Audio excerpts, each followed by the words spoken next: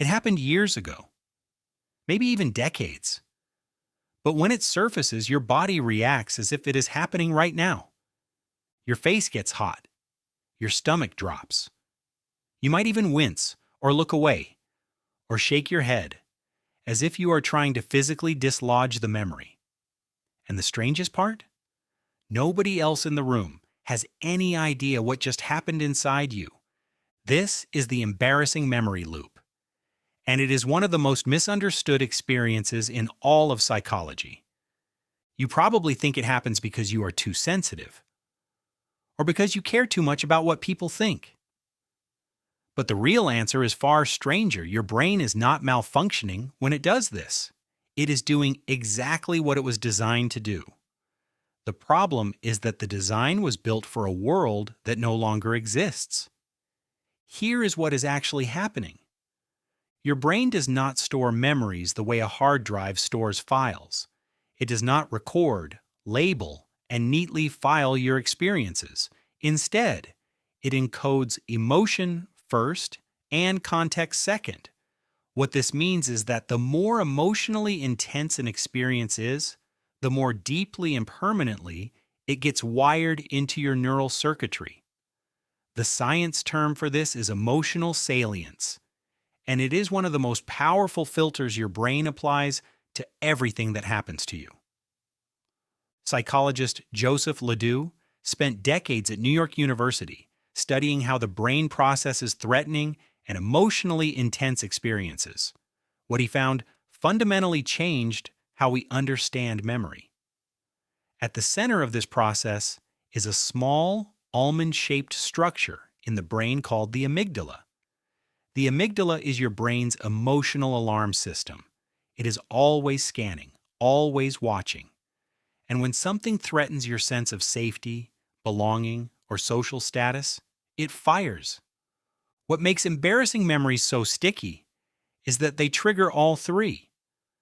Think about what embarrassment actually is. It is not just discomfort. It is a social emotion. It only exists in relation to other people. When you trip in public, say the wrong thing, mispronounce a word, freeze during a presentation, or send a message to the wrong person, the pain you feel is not about the event itself. It is about what the event signals about your position in the social world. And to your brain, social position is survival. This is not a metaphor. For most of human evolutionary history, being rejected by the group meant death. Tribes hunted together, protected each other, shared food and resources. Being cast out was not an inconvenience. It was a death sentence. So your brain evolved to treat social threats with the same intensity it reserves for physical threats. When something embarrassing happens, your amygdala does not register it as a minor social awkwardness. It registers it as a survival-level event, and it burns it into memory accordingly. This is why the memory keeps coming back. It is not irrational. It is your brain trying to protect you. It is tagging the experience and saying, "Remember this, learn from this, do not let this happen again." The problem is that the world has changed and the brain has not caught up. Researcher Dacher Keltner at the University of California, Berkeley, has spent years studying the function of embarrassment across cultures. What he found is that embarrassment is not purely a negative emotion. In small doses, it actually signals something socially valuable. When you visibly cringe about something you did, you are communicating to others that you understand the social rules, that you care about them, and that you are not a threat. Embarrassment is a form of appeasement. It is social glue. But here is where the design breaks down. Your brain does not just make you feel embarrassed in the moment. It stores the memory and then retrieves it repeatedly. Sometimes randomly. Sometimes at 3 in the morning. Sometimes in the middle of a completely unrelated conversation. And every single time it retrieves that memory, you do not just remember what happened. You re-experience it. This is a phenomenon that researchers call memory reconsolidation. Every time a memory is recalled, it becomes temporarily unstable. It gets reactivated and then restored. And during that window of restorage, the emotional charge attached to it can be strengthened or weakened depending on what happens next. When you cringe at an old embarrassing memory, your body floods with the same mild stress hormones it produced during the original event. Your nervous system briefly treats the memory as though it is real. That reactivation, followed by restorage, can actually deepen the emotional trace of the memory over time. This is why embarrassing moments from 30 years ago can feel just as vivid and painful as the day they happened. And there is another layer. Your brain has a spotlight mechanism. Psychologists call it the spotlight effect, and it was documented in a series of studies by Thomas Gilovich and colleagues at Cornell University in the early 2000s. The central finding was this: people dramatically overestimate how much other people notice, remember, and judge their mistakes. In one study, participants were asked to wear a t-shirt with an embarrassing image on it to a room full of other people. They predicted that about half the people in the room would notice and remember the shirt, the actual number, around 20%.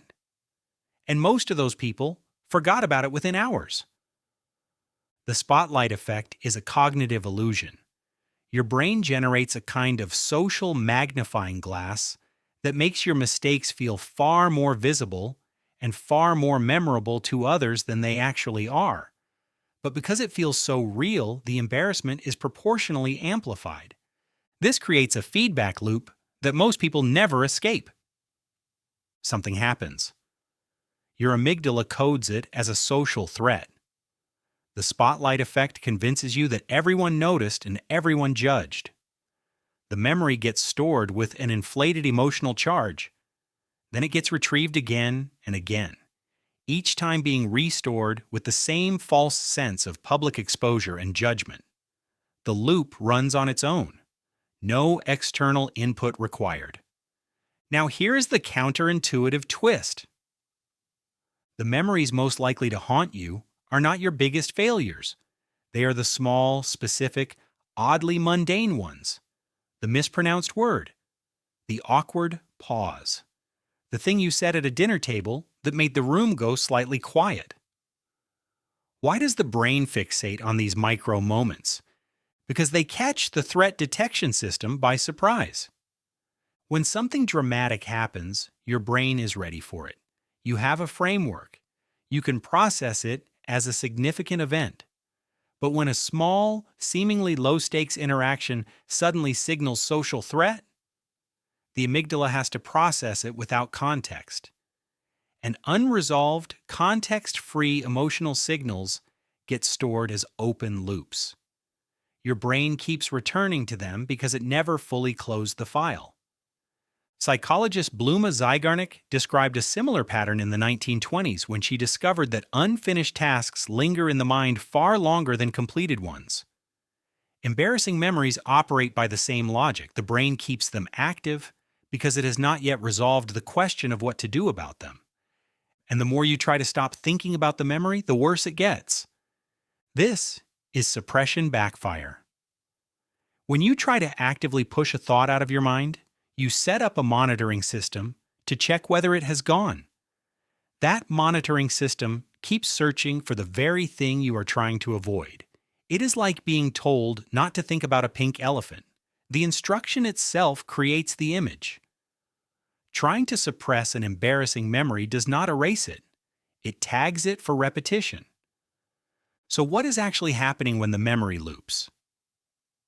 Your brain is not punishing you. It is attempting to resolve something it coded as socially significant and potentially threatening. It is looking for a way to close the file.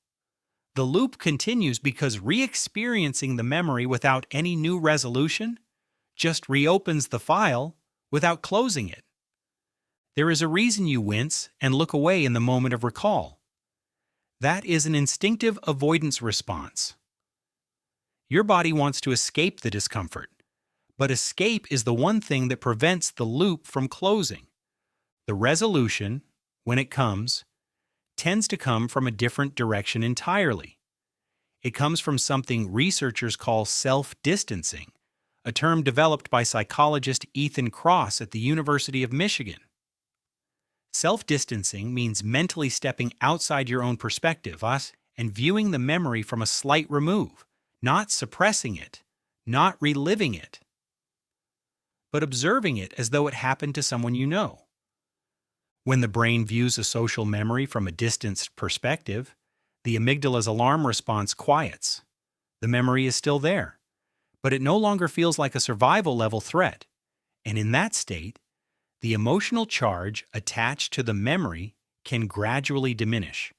The file gets something closer to a resolution. What this tells you about your own mind is something quietly profound. Every embarrassing moment you have ever replayed is evidence that your brain treats your social self with the same level of care and urgency that it treats your physical body. The cringe is not weakness. The loop is not dysfunction. It is a very old system doing a very old job in a world that has radically changed around it.